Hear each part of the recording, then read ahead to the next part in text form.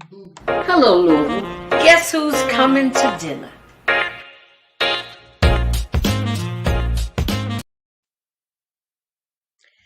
Guess who's coming to dinner? It's Friday. Thank God it's Friday. It's the end of the week. It's the end of Black History Month. It's the end of Heart Month. That's why I got my red on today. And next month is Women's Month. I will tell you about all of that after we talk to our guest for the evening. And guess who's coming to dinner has a special guest this evening. He is the executive director of the Louisville Central Community Center, none other than Mr. Kevin Fields. How you doing, my brother? Hello, Sister Janice. Good to see you. I'm excited to be here. I'm I'm, excited to be your special guest for dinner tonight, and it's quite a treat. well, I thank you for accepting my invitation. Yes, ma'am. I wanted, I mentioned to you earlier, this show is about uplifting our community. Really, it started out and it still is a platform to have the conversation about racism and racist policies in our city. But at the same time, I want to be able to talk to those that whose voices, who are moving and doing the heavy lifting that we don't get to hear from a whole lot. So I thought about you, and I have high regard for LCCC, and I love the activity of the students that you have that participate in the after school programming. But this is a chance that for you just to, this is your life, Kevin Fields. Let's just tell the community what you're working with, what you're doing, and how the community can get involved with LCCC. Well, Sister Janice, thank you so much for the opportunity. And it's rare that we get these kinds of invitations where we can just come and have some real dialogue and just say what we want to say. There And to you happen go. this week for me is really special because I celebrated a birthday just on Wednesday of this week. All right. Happy And birthday. yeah, thank you. And then I also had a accident the day before my birthday where I have a fractured ankle, two broken bones in my ankle. I've never had a broken bone in my life, but yeah, I had a run in with an icy sidewalk the other morning, and it didn't fare well for me and my ankle. But I'm doing well. I'm doing great. I'm blessed to have the opportunity. I love the fact that your show is about lifting up the community.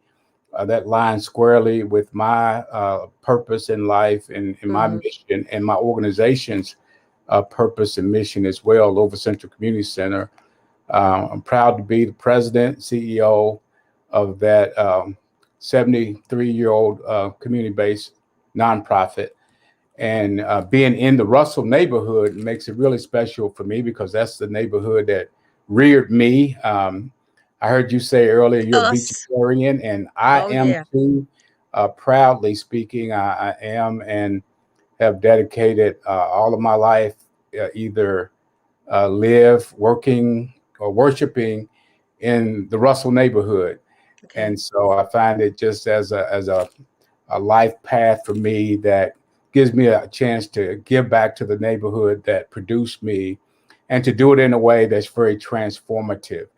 So I'm excited about the work. I'm proud of coming behind a legend in my mind in Sam Watkins Jr. Yes, sir. And Yes, sir. Sam recruited me to be his successor um, back in 2011. And of course, our relationship went back way beyond prior to that because I served on his board a number of years as a part of my career path. Hmm. And so when he said he was going to retire and he'd like for me to consider continuing the mission and the vision that he had planted, it was certainly an honor. So Let I'm me at a say place. this. You're one of the first people that I have spoken to because I believe in that, passing that baton off to somebody and, and knowing that they're ready. That you've either let them shadow you or they've watched you, or like you said, you were on the board, so you knew what was going on. I don't know if we do enough of that. What do you think? Do we as a community, African American community, do we do enough of that? I don't. From my standpoint, I can say I don't think we do enough of it. Enough, okay. But I'm not out in all circles and all Right. walks, so there's probably things happening that I don't see. But yeah, it is important to be intentional with cultivating a Yeah. leadership, I like especially that intentional within the word. Yeah. within the African American community.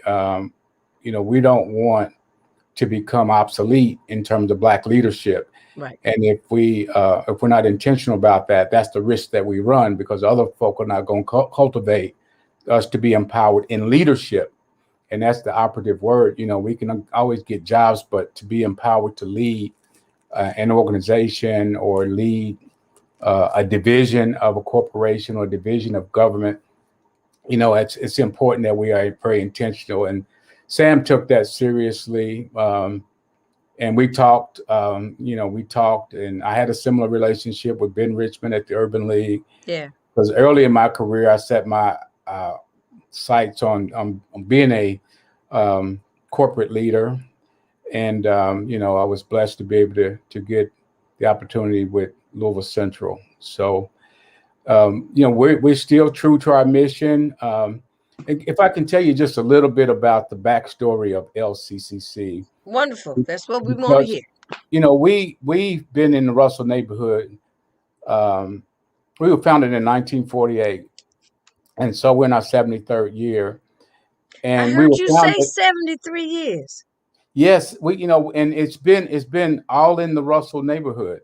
We Okay. started out as Market Street Neighborhood House, and we were founded as a part of a national movement, settlement house movement, um, that was there to help families that were migrating from the rural part of America to the cities. So the Okay. settlement house back in those days was the go-to place for migrating families to find, jobs, find housing, find schools for kids. It was, the place to go. And, over the years, our mission grew, and it became and continues to remain viable because of the persistence of poverty. And Okay. so we kind of morphed from just being a settlement house to being a direct service provider, helping families to become economically stable and move out of poverty.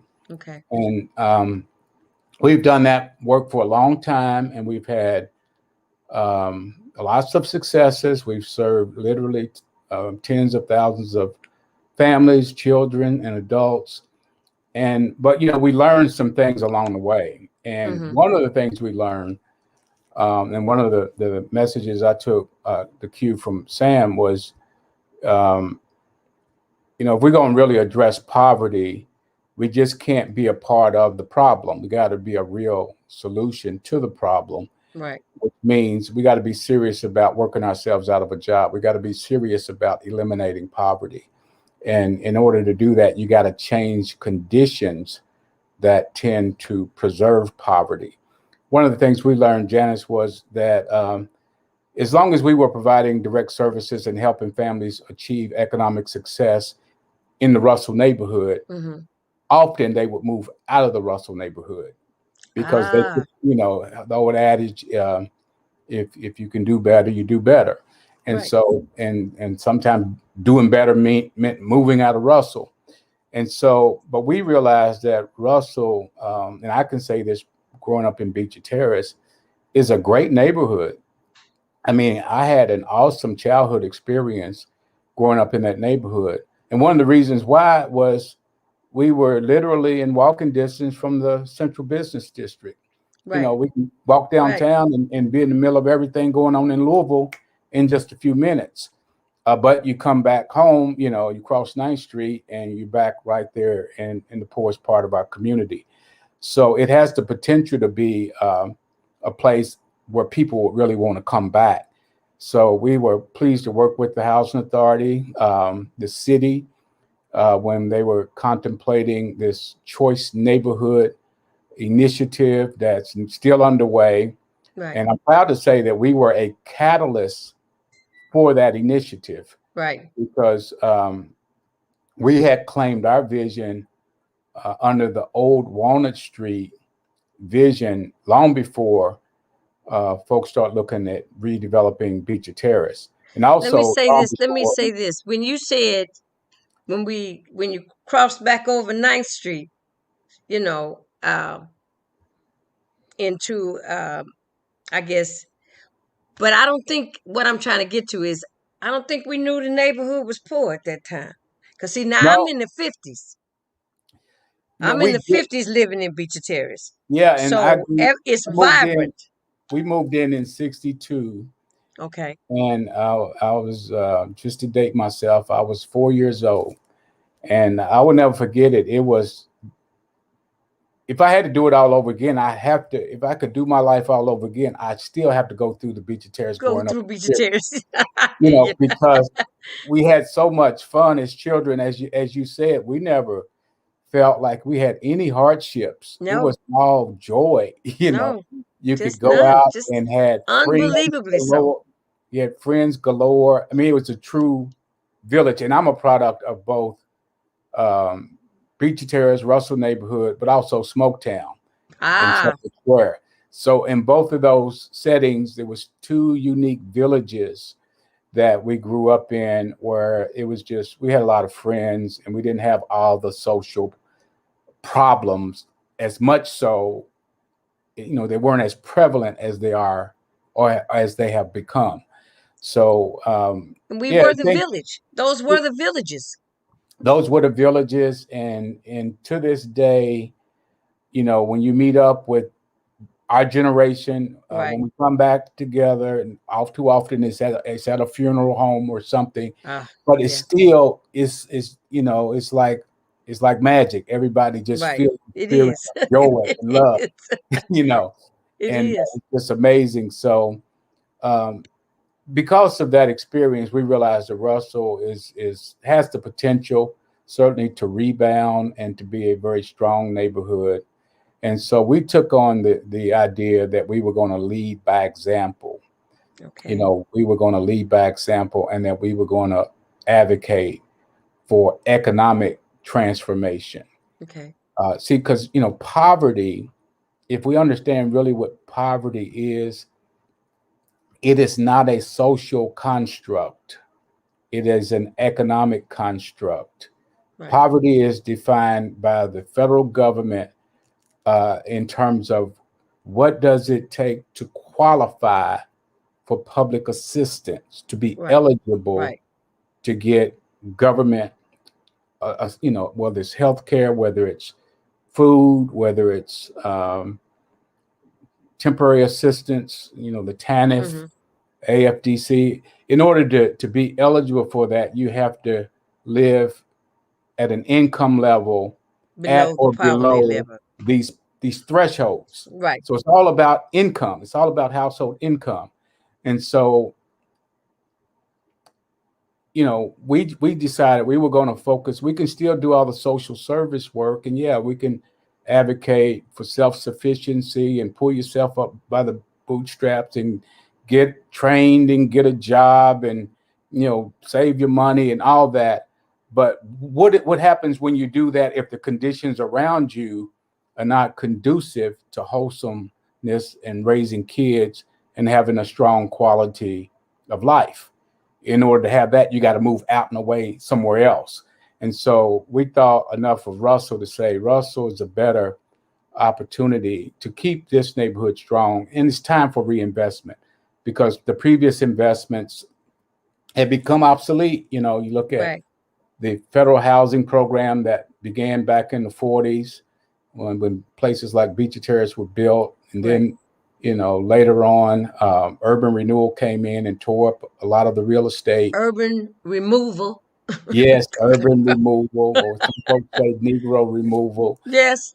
But yeah, and those were all um, economic indictments against a Black community Right. to say Right. that you don't deserve to be prosperous. You will stay and we will preserve this condition for you to live in, and so we're going to keep the area poor. Right. And we never had the mindset, and it goes back to what you said earlier, how we were raised. We never had the mindset that we were poor. And we believed in education. Right. We believed in advancing ourselves, but also we believed in sharing the capacity to do that with other folks. That's where the mission of service comes from. You know, you got to be ready to serve others. Others, And right. so we've taken on that charge, and it ain't easy. You know, it's tough. You know, it's a struggle, but it's a passion, and I enjoy it. So, you know, I'm living the dream, as they say. You know. Well, look, you're in a position, just like when in speaking of the transformation of moving out of the neighborhood and not being given the opportunities um, to pull yourself up out of bootstraps. Also, at the same time, they were splintering our families because, see, they didn't. If you had to receive some assistance, the man couldn't be in the home. Remember that? Yes. Then Yes. that's what pulled at the fabric, the core of our families. Why so the men would step away so the women could receive benefits for their children. And it wasn't that the men didn't want to take care of their children, but this was, like you said, these thresholds were set up. They were Yeah. set up not for us to be successful, but for us to stay downtrodden, per se. Absolutely. Absolutely. And you know, you touch on a subject that's near and dear to me, but I often don't really talk about it. Normally in the work that I do, even though we're Black, and we're proud to be Black, and we serve a Black community, but I often don't talk racial politics as much. Now it's happening more and more because it's become trendy. People are more hypersensitive to racial issues, and some are sincere about addressing racial issues.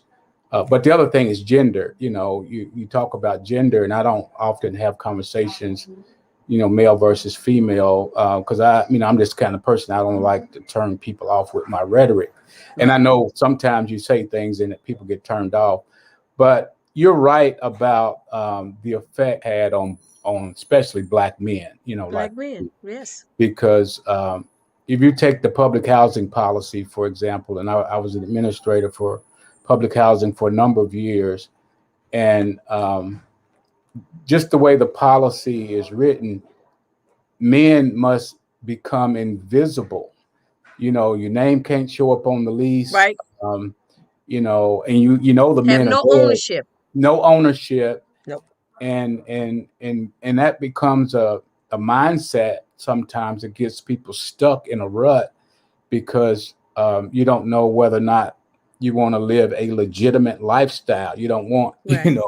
your name out there because somebody might want to take something from you. I want you to pay certain things that you're not ready to pay for.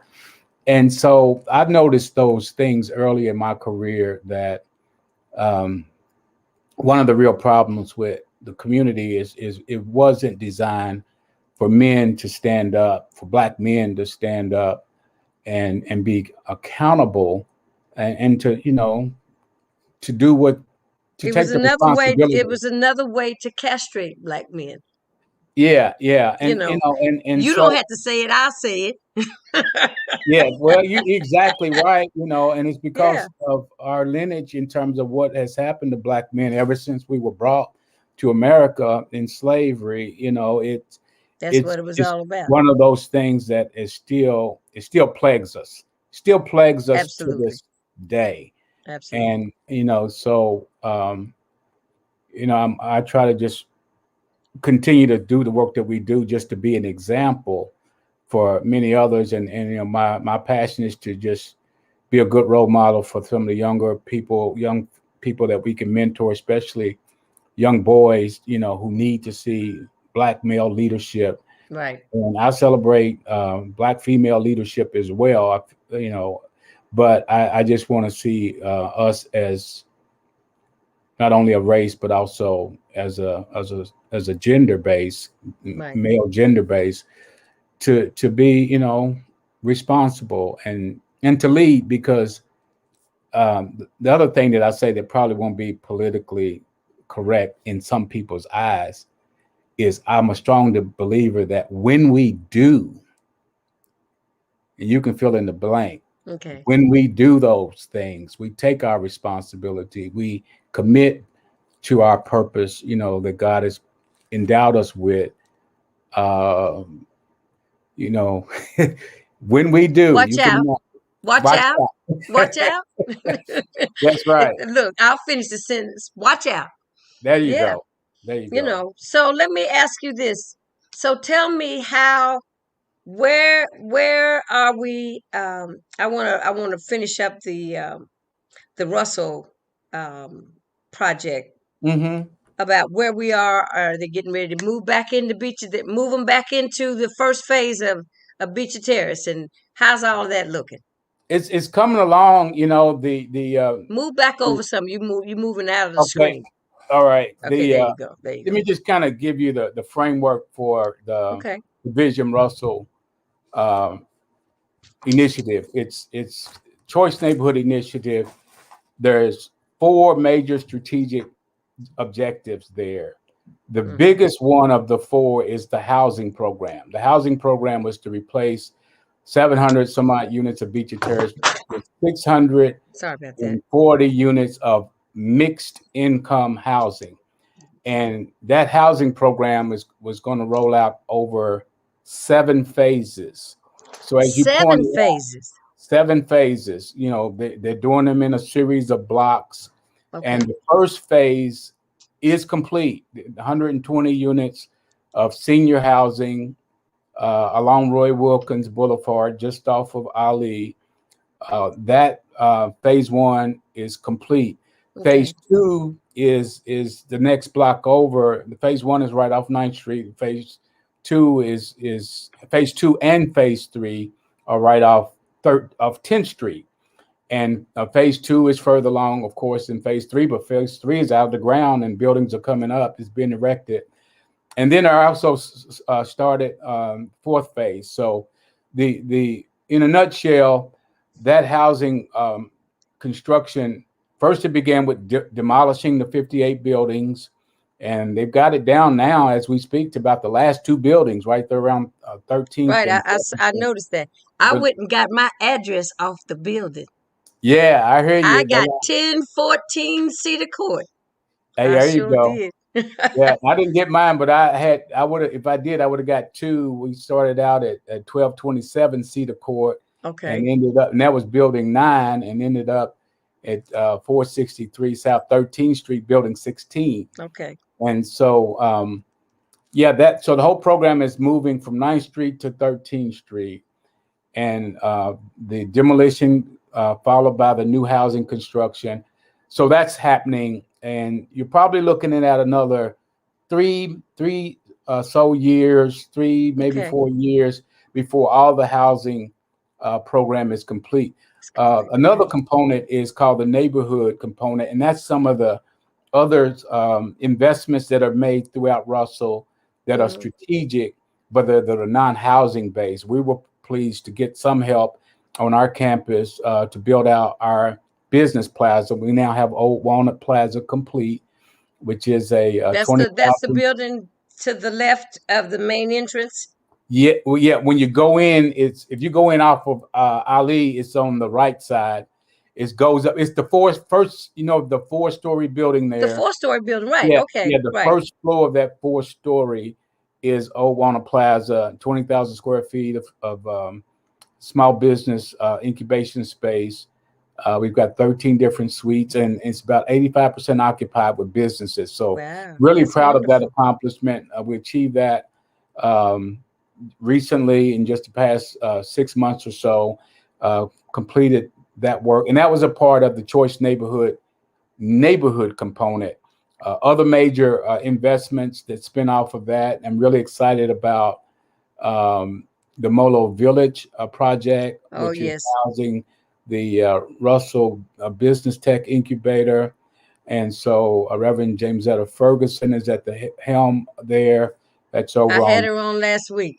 Yeah, I'm excited I'm waiting about. for the ribbon cutting. Yeah, it's and there's a lot of things, great things happening. Amped is running the Russell Business Incubator, and I hear that the Super Chef restaurant is about Oh, let to, me tell to you, I can't wait come for the up. super chef to So show up. we're excited about that.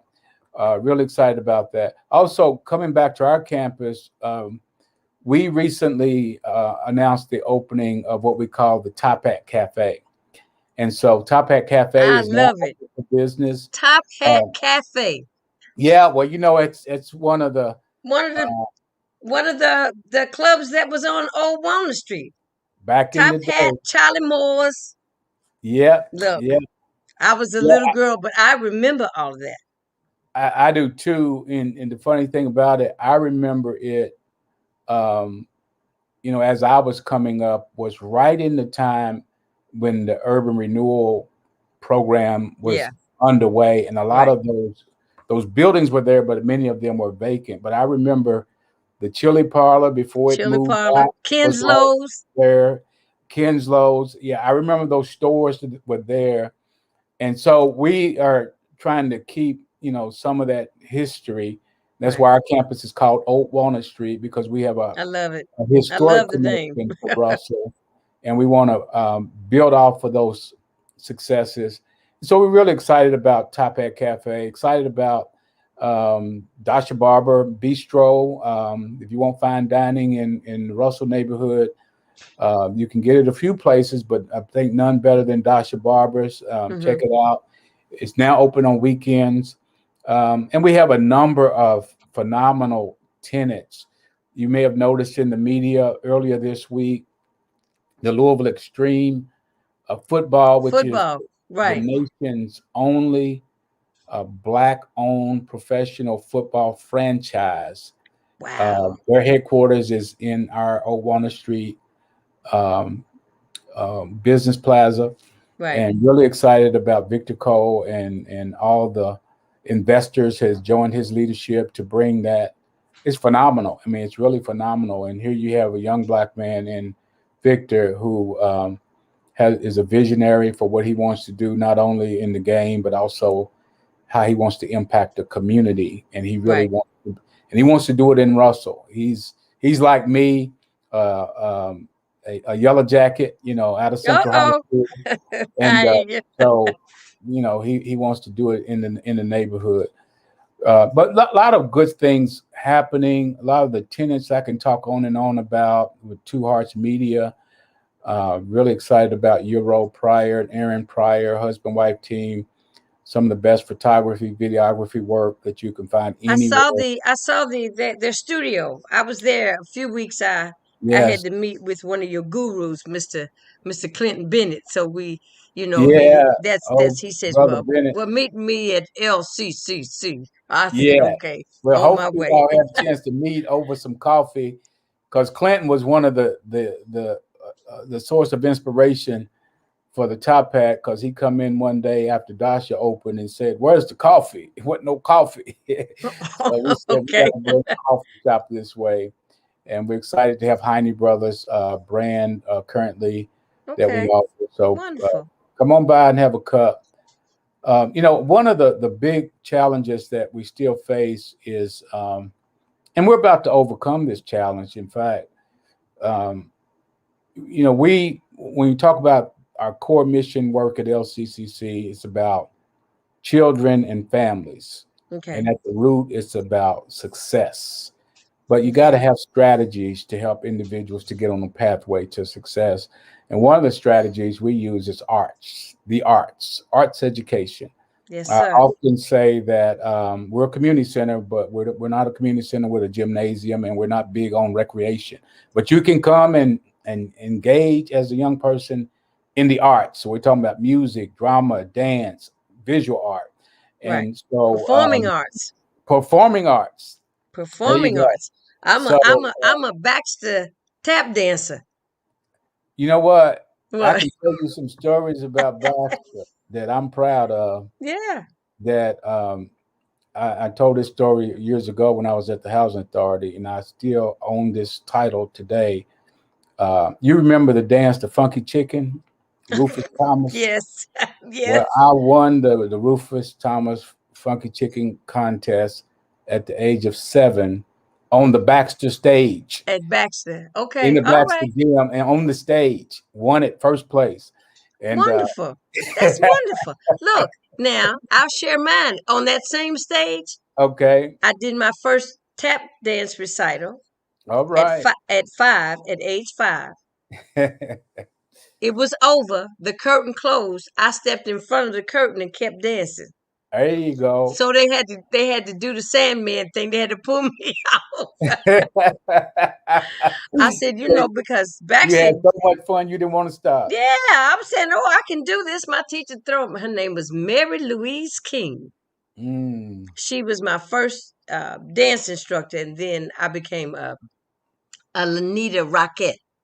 Oh yeah, yeah. So, Lanita because, Rocknets. I work with Nita Moore yeah, uh, for the years when I was at the Housing Authority. She was at Park Hill Community Park Center. Hill, right. We did a lot of She was collaboration. very instrumental to a lot of young girls back in the day. Yes. She put fear in my heart, which kept me on the straight and narrow. I was more afraid of Anita Moore than I was my mother. She was. She was. She was tough, She. Yeah. but Yeah. that's the kind of love that the village has to give. We have to give that tough love. That's right. That's right. And you got to have people, like you say, that you can look up to and Right, respect and follow. right. And then you think about the effects that it's had on your life, when you Uh, look back on it. And so, yeah, we've come through a common pathway through that right. whole Beach of Terrace experience. So So I tell me mentioned this, Kevin. two more components of the Okay, Choice Neighborhood Initiative. One is about people, and right. people is about jobs and education and training. And we do work and collaborate with Urban Strategies, which is the agency that runs the people component of the Choice Neighborhood Initiative. We're collaborating with them now to do some youth education work. And then the fourth component is education, with Okay, the real focus on early education, which lines up with part of our core mission, because we have the Mini-versity Child Development Center, which is focused on early education. So in a nutshell, looking at our campus, looking at who we are in terms of direct service work, LCCC is about cradle to career success, creating a pathway to success from cradle to career. And we work with kids as young as 6 weeks of age at the Mini-versity, all the way, and then the service platform covers you all the way to adulthood. And ultimately, we want people to go from being in poverty to being wealthy. And right, that's a heck of a leap to make. right. It But is. that's the opportunity we want to create. So, what is it, Kevin? Tell me, what is it that the community can do to be of more of a support to you, to LCCC? Yeah, well, support our mission. As a nonprofit, we are always in need of donations and volunteers. And so those are two tangible ways that individuals can support us. Um, and the other thing too is take advantage of the service offerings that we provide, because we are big about delivering quality. And Right.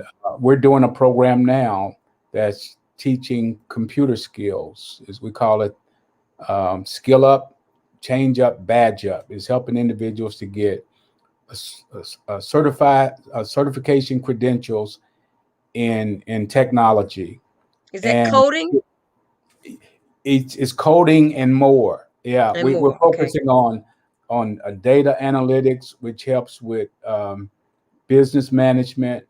This whole thing of business intelligence, helping businesses to understand data, leaders to understand data, how to use data to empower themselves. We're dealing with artificial intelligence, which is Right. AI. trending all Right. over the place, and we're also dealing with cybersecurity, which Hmm. these three fields in technology is what's trending globally, and so individuals can get this free service to get certified in that, and it's equivalent to a college experience, because in Right. fact we have college professors that have teamed up with us to provide the training, and it's a free service. And so That would be wonderful. well, I'm just giving examples of ways to be involved in support of our mission, is to give, to time, talent, treasure, and then to receive the blessings that come through the services. And if it's not for you, make sure it's for somebody else. Tell Right. somebody. Tell somebody. Right. We want to promote, and we do a lot of promoting, a lot of digital communications, but there's no better marketing strategy than word of mouth. Right. People, until people are talking about what you're doing, then you really can be invisible. You can really, Right. because you don't want to hear as a provider that we don't know what y'all do. We don't Right. want to hear that. People asking, what does LCCC do? What is the LCCC about? I hear this, but what do you do? Well, people who benefit from the services we want, or learn about the services, we want you to tell somebody else about it. And Right. just create that village concept of, when we grew up, how do we know to show up every Friday at Baxter At for the Baxter. sock hop? Because everybody was talking about the sock Right. hop. I don't know if you Right. remember those days. Everybody was talking about it. And so, Right. but back in those days, we didn't have all this digital communication. Everybody wasn't buried into their devices. Everybody was talking, about what's happening. But we want to We still, were more communal. yes, Now the information comes to us individually. right. And I mean, it has more volume, but I might not get the same information you get. That's right. That's right. That's right. Yeah. So those are ways that people can help, and we believe in win-win, right? We want everybody to win. So even while we asking, we're ready to give. Right. So if you support us, guess what? We're gonna bless you back, because it's about win-win. I have to So give you my. I know people got tired of me saying this. My favorite movie, one of my favorite movies, is Jerry Maguire, and I say the most profound statement is not "show me the money." It's help me help you to that's right. help me to help you to There you help go. me. I love that. I love that. If you think about that, and that should be our mission, period, as a people, because they're so busy trying to separate us, and we got a lot of different voices taking us in different directions, but we have to work kind of to get in unity, as one voice, to be promoting the same upward mobility, with the Right. same, like you say, intentionally.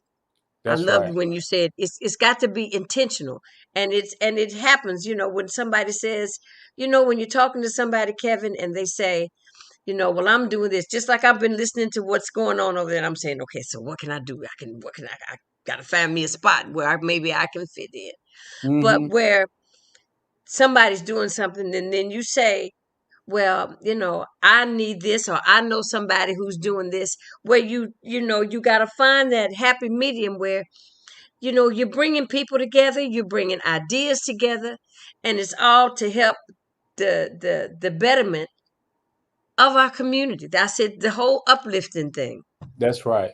That's right. That's what it's about. comes right back to it. And that's is so important what we're talking about, Janice, because I'm trained. My educational foundation away from high school was to first get a degree in engineering, which taught me skills that I could create and develop, solve problems. But then also later a master's degree in urban planning. And from an urban planner perspective, you train to think about things in a longer context. Right. We don't, Long-term goals. you have to create long-term planning. Hmm. And that's why I'm always advocating and sometimes arguing about some of the decisions that get made, from some of the powers that be when they start making these decisions on empowerment and investment in the Black community, especially because there's most often, is people making decisions that want immediate glorification for what they do, and they're not thinking about the ramifications of down the road. Right. Right. So it's all about thinking, and that's why I often say, um, I'm blessed to have a childhood experience in the neighborhood that I work, because I can still think back of how things were as a child. And so I still try to look at things through the lens of a child. And I start thinking about what's it going to be like for this current generation down the road if we don't make the right choices in how we manage resources and make, investments. And that, it kind of irks me sometimes that I'm glad everything that's happening is happening, but it shouldn't be because people want to say, "Wow, look at what I did." We want to do it because it's the right thing to do for generations to come. Right. Right. And sometimes we can't make right decisions for the now generation, but if you're going to do it right, make it suitable for generations to come, because it's just one of those pet peeves I have. So I don't. There's what when you say that, it makes me think about when you look at things, a lot of our background and our upbringing. I even think about sometimes the school system. I mean, there are a lot of things that were working, and somebody decided they had a better idea to fix them. So instead of fixing what was already working, I never saw. I've been since I've been back home. I've been a substitute teacher, and I've noticed, 1 through 5 and 6 through 8 and 9 through 12. Sixth graders don't need to be in junior high school. They're not ready. Mm-hmm. Ninth graders don't need to be in high school. They're not ready. So I say, man, what happened to junior high school? I mean, who decided that they had to take these 2 grades and move them up? I know. I know. I know. And I'm saying a lot of things that we were raised with, Yeah. our mores, our standards, and everything got lost in someone deciding that something was better for us. It was not so much our decisions Yeah. as it was someone else's decision. That's just like I heard. I had heard the mayor say about with the civic review board, um, and the review board came back and says, "This is what we came up with. We have these 9 points that the West needs. The African American community needs. No, let us tell you what we need." Yeah. I know. That seems to be the more fitting way that should work, and then we find a way that we can work together to meet our needs, not what somebody else says our needs are, but what we're saying our needs are. Yeah. We struggle a lot with being respected and being trusted, Yeah. Yeah. by sometimes our governmental leadership, and who often, I think, want to do good and want to do right, but place their trust in, experts that maybe not from the community, Right. but have maybe done some things in other parts of the world that they think they can sell to this community, and they import these ideas. Right. And that's a failed policy over and over again, mainly because it dilutes the economic impact of what could happen if local anchors are strengthened. one of the principles that I learned from an urban planning standpoint, that if you want to change conditions in the urban inner city, you have to strengthen the community's anchor institutions. And you can't work around them. You can't just come in and do for them. You have to just simply strengthen them. Right. And why? Because if you ask why would you do that, well, the reason why you would do that is, well, they were there before the investments or the windfalls came, and guess what? They're likely going to be there after the windfalls are gone. So the Right. question becomes, what did the windfall do for them? Did it help them? Did it hurt them? Or did it do nothing? And so if you're not intentional about strengthening them, then you would have failed. And that happens often when we bring in these outside experts who come in with their so-called best Right. practices, research-based stuff, which, you know, You make me never think really. about, don't just give them the fish, teach them how to fish.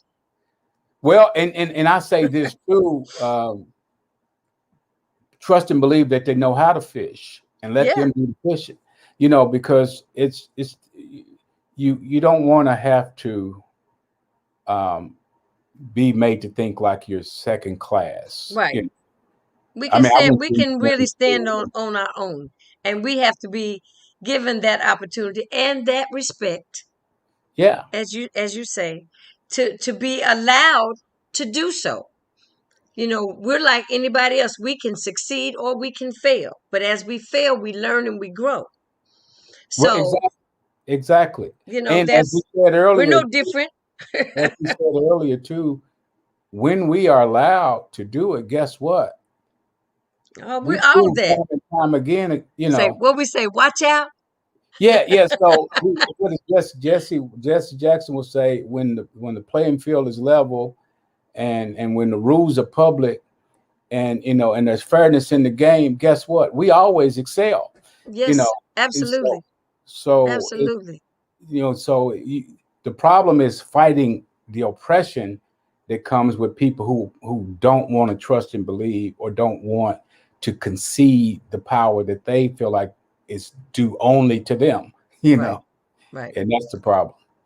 Well, Kevin, I want to say thank you, my brother. I mean, when I have these conversations and I get so pumped up, Yeah. that you want to just go do something and make something happen. But when I hear people like you, and I've offered my services probably to most people that I have interviewed on this show, because I know that I have a skill set that is unlike most, especially someone that's been a performing artist. COVID took my 50-year celebration last year of being in show business, and I Hmm. was really not very excited about that.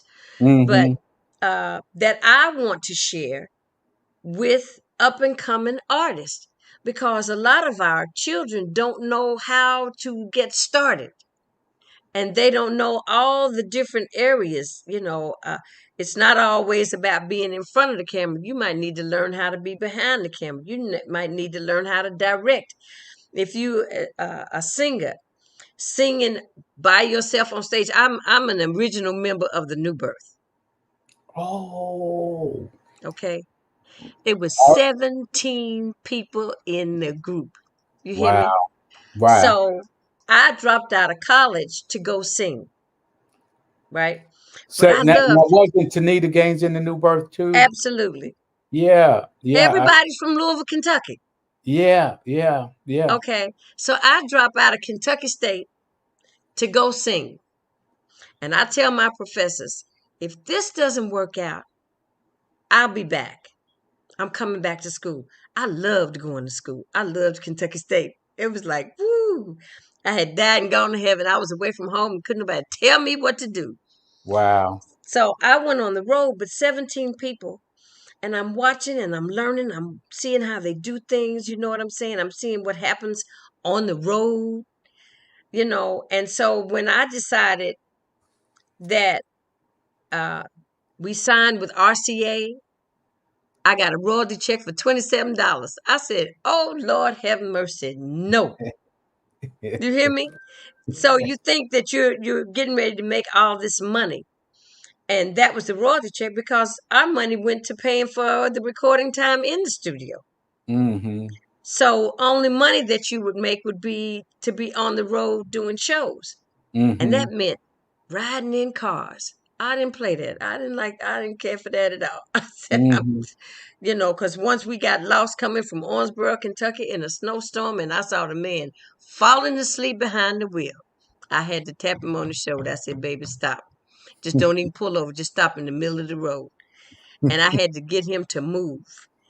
And I drove home 25 miles an hour Wow. from, because he had taken us from Owensboro to Evansville. Now, what are we doing way up in Evansville? Mm-hmm. Anyway, so I'm saying I teach artist development. Okay.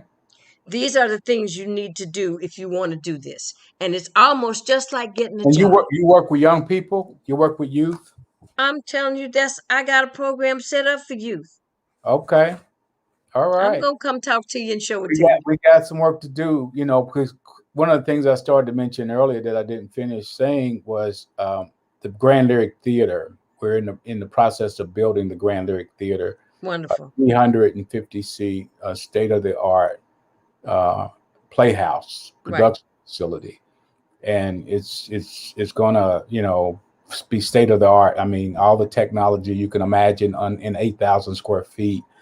And it's really being done to create a platform for the kids. We really think like, why can't we be the next Motown? The next Absolutely. that's producing talent. And because the talent is abound, the talent is there. We just In got to Louisville, cultivate Kentucky, and develop. always has been.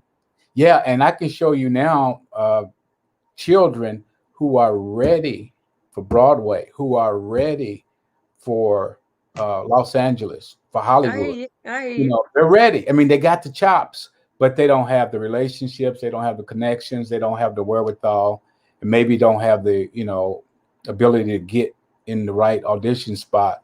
But yeah, if you can do talent development, yeah, we got some things to talk about. Yeah. Well, I want to say kudos to you, my brother. This has been inspirational for me.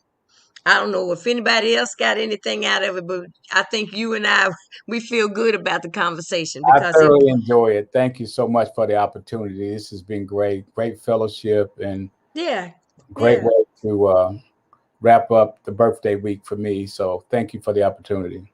And to wrap up what they just say it's Black History Month, but I'm going to call it a Black History Making Year, because we're going to be doing some things all year long, because everybody needs to be getting ready for when the doors open. That's right. That's I'm right. going to be the first filly at the gate. I tell people, if you got plans or you got visions, you want your own business, whatever you want to do, now is the planning time. Yes. Plant your seeds. Get everything you need to get it together. Get it together now. Yeah. They're just like you say, if they want to learn about the computer and they didn't know where to go, now Yeah. they know. And Janice, before we cut off, I do want to Okay. tell our listeners, if you're tuned into this conversation, you want to learn more about Louisville Central Community Center, you can find us in a lot of places, but you can go to the World Wide Web and check us out at lccnews.org. You can follow us on Facebook, Twitter, Instagram. You can always call us at 502-583-8821. And you can also email us at info@lccnews.org. So yeah, we're available. We have an open door policy, and we got a great team. I'm really proud of the staff that I Give me get. the phone number again. It's 502 Mhm. 583 8821. If you don't get me, Deborah Grants, my operations manager, who is phenomenal. She will take care of most inquiries and get them to my attention as needed. But we again have an open door policy, so we do Is welcome the that it? check us out. You got it right. Now you got 4 C's and I got 4 C's. I know it's 3, yeah. so So, I'll but that's fix it. cool I because can fix it. people say how many C's you gonna do here? CCC. And so we talk about triple C, we talk about C3, 3C. Those are all the names we go by. I Is like to that tell better?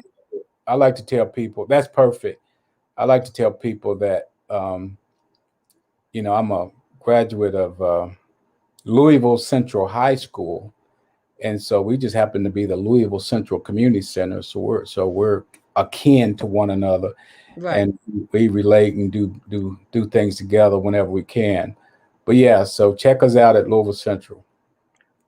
You are fabulous. You're doing great work. Congratulations on taking over the helm and running it and carrying on the legacy. 73 years. Wow. That's something, Kevin. Right there. It is, and Sam prepared me for the challenge, and I remember all those days he told me, it's a lot of weight on the shoulders, and sometimes it's a lonely spot to be in, but It looks like I you're would, handling it pretty well.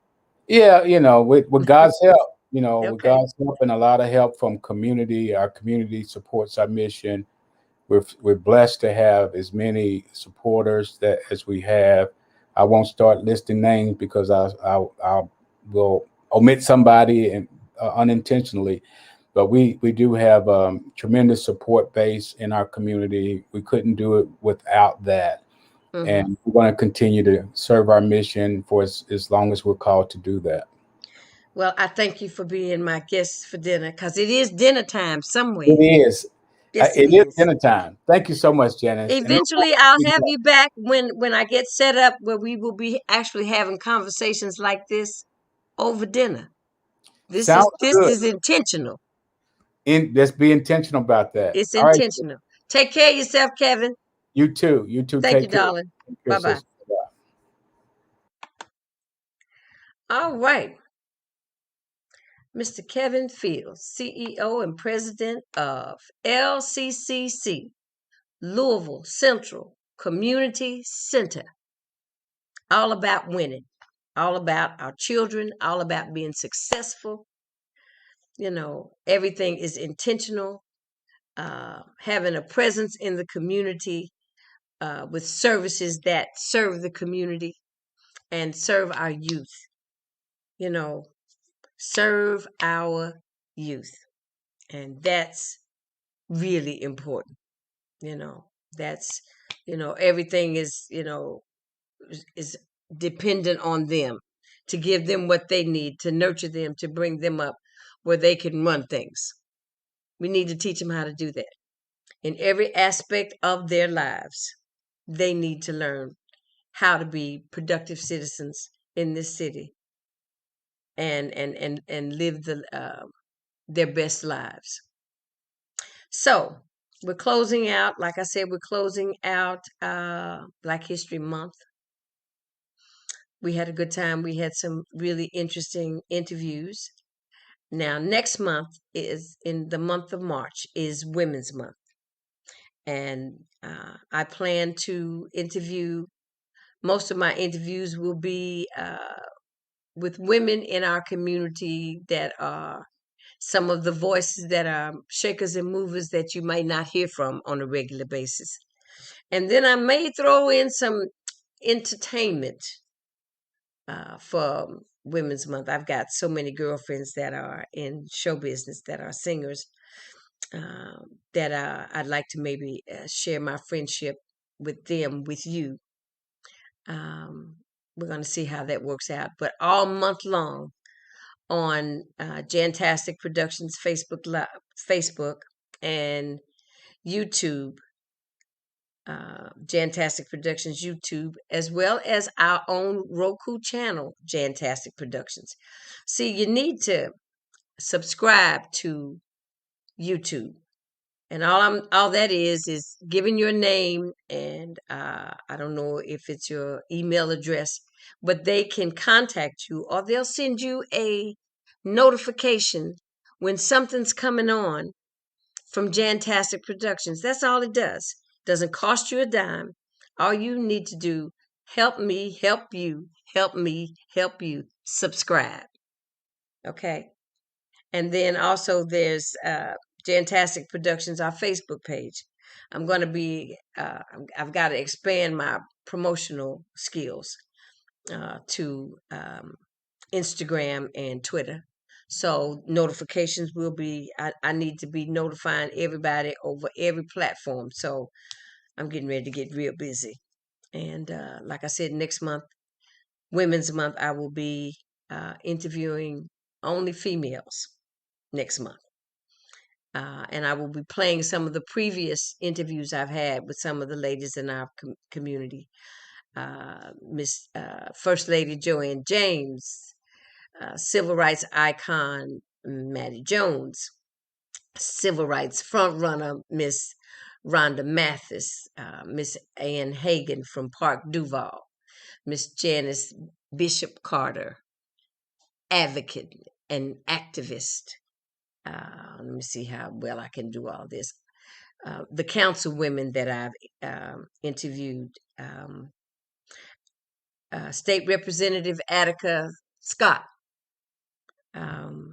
So, and there are many more, and I'm not saying all of them. Arnita Gatson.